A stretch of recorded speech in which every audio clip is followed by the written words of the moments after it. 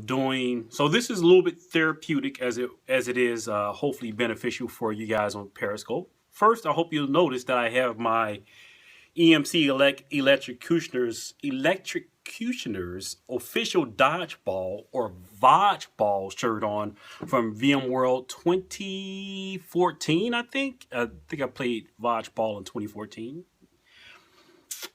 I'm doing the Sydney VMUG on I think the 23rd of February, and the topic is when to select hyperconvergence. So, as a preamble to that, I thought I'd talk about some of the decision-making process I'm going through currently in my current organization.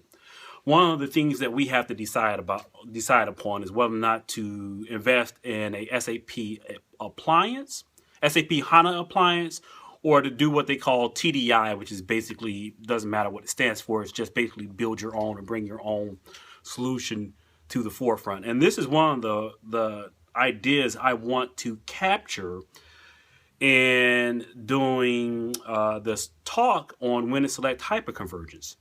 A lot of times we spend a lot of the time or a lot of our time focusing on technical requirements. I'll most definitely go over a lot of the technical requirements when it comes to hyperconvergence. But one of the topics that I want to touch on is from somewhat of a business or business driver perspective or a non-technical piece, which mainly is around support and the things that encompass or influence the support model.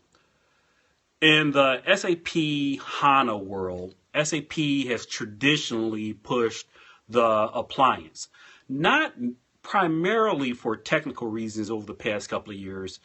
Originally, the technical reason was that most people infrastructures weren't prepared for HANA.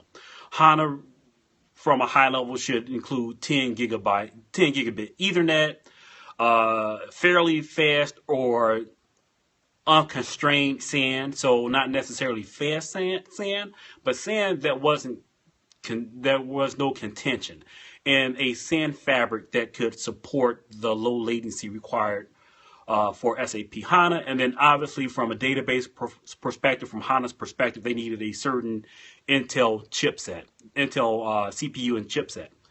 So in order to ensure this, they came up with the appliance model. Benefit, which is the thing I want to talk about mainly, is the ability to pick up the phone, say that I'm having performance issues with my SAP HANA environment, and get end-to-end support. You can call SAP directly and they'll support the appliance all the way up through the database and the application stack. That is, I think, indicative of the hyperconverged argument. So EMC yesterday, I think it was, announced VxRAIL. I got thanks for the EMC Elect privilege of getting briefed on it a week early. It is a pretty nifty solution. So if you think about hyperconverged in general, you got commodity hardware that's tightly integrated with the software stack. The hardware itself is commodity. At this point, it doesn't matter if it's Supermicro, Dell, a EMC specific spec.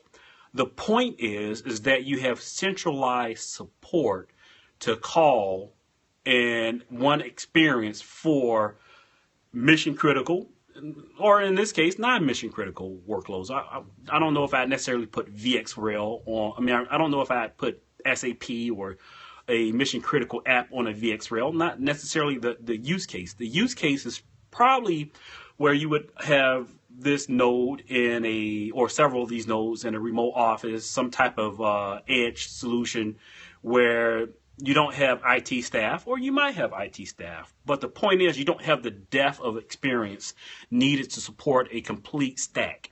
So it's critical in these environments that you can pick up a phone and call one person. In this case, EMC. Doesn't matter if it's EMC, Nutanix, Simplicity, Scale, the list goes on and on. But basically one resource to call to support the whole stack. So as we expand out our footprint, if you're deploying hundreds or dozens of these things, the convenience of the support model makes sense. The technology, you know what? Doesn't matter if you deploy a hyper-converged solution, a direct attached storage solution, or some other technically feasible solution. Probably doesn't, not from a technology perspective, not in those small of increments, not when you're talking 1 or 2 nodes. It is mainly the value is not in the hardware or the technical solution itself. It's in the support model. That's why VxRAIL is an important solution. That's why companies are still considering SAP HANA Appliances, even though most of our infrastructures, hopefully if you're considering SAP HANA, that's why most of our infrastructures now support the minimum requirements for a in-memory database. Some other things I'll be talking about, and I'm currently putting together for my VMUG presentation. For your folks in Sydney, you should be, it's what, 10, 11 o'clock. So you guys should most definitely be up looking at these videos, getting prepared, getting excited for me to make the trip. I don't even know if you can call it the other side.